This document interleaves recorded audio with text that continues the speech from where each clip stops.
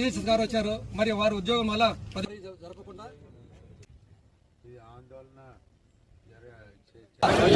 కావాలి కావాలి కావాలి కావాలి ఉద్యోగుల ఐక్యత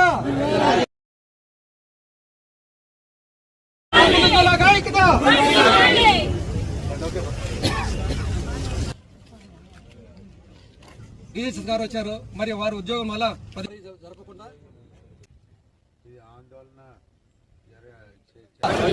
కావాలి కావాలి కావాలి కావాలి ఉద్యోగుల ఐక్యత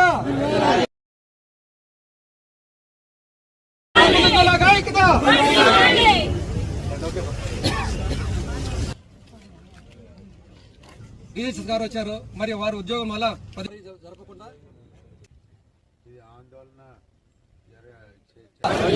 కావాలి కావాలి కావాలి కావాలి ఉద్యోగుల